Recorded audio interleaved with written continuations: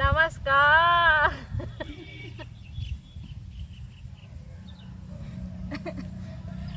नमस्कार दोस्तों, हम आज आप लोगों को गारी गीत लेकर के आए हैं, इसलिए वीडियो पर आप लोग अंत तक बने रहिए। लाइक करिए, शेयर करिए और कमेंट करके जरूर बताइए कि हमारी गारी गीत आप लोगों को कैसी लगी।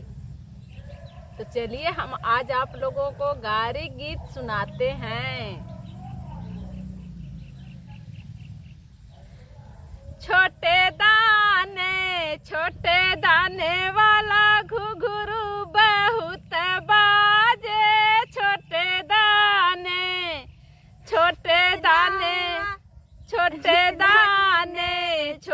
दाने वाला घुघरू बहुत बाजे। छोटे दाने वाला घुघरू बहुत बाजे। छोटे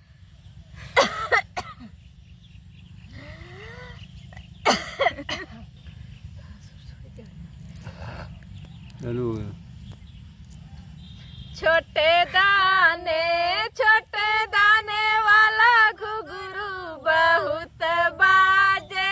छोटे दाने वाला घुघरू बहुत बाजे। छोटे दाने दूल्हा के बहिना का उठत बाजे बैठत बाजे। आधी रात पलंग पे बाजे। लड़का का पलना में बाजे।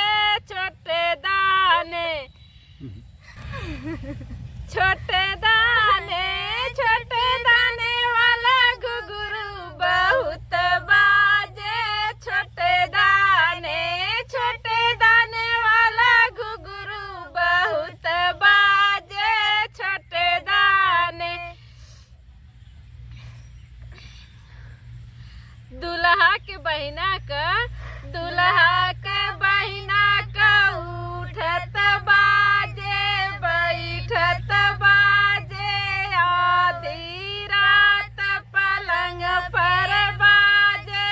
लड़का दूध पियावत बाजे।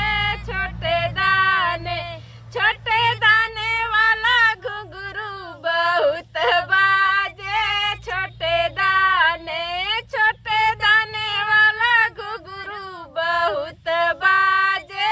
छोटे दाने अरे हाँ छोटे लगता। छोटे दाने वाला घुघरू बहुत बाजे। छोटे दाने वाला घुघरू बहुत बाजे। छोटे दाने भसुर के बहिना का उठत बाजे बैठत बाजे। लड़का दूध भसुर के बहिना का उठत बाजे बैठत बाजे। आधी रात पलंग पर बाजे। लड़का दूध पियावत बाजे। छोटे दाने वाला घुघरू बहुत बाजे।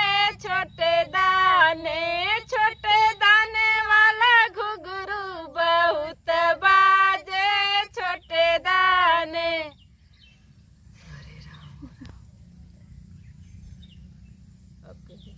अगुआ बहिना कह दो बस।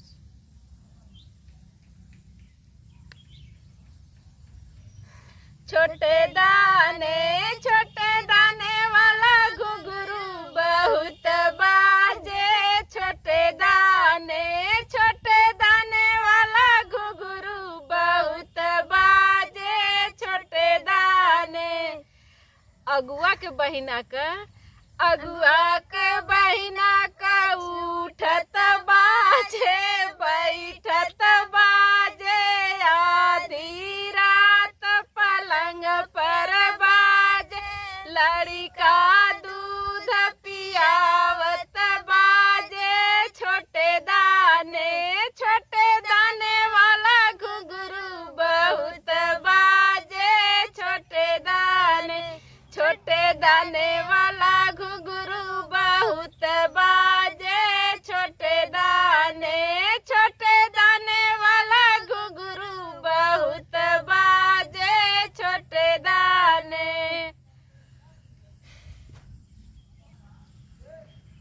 छोटे दाने वाला घुघरू बहुत बाजे छोटे दाने।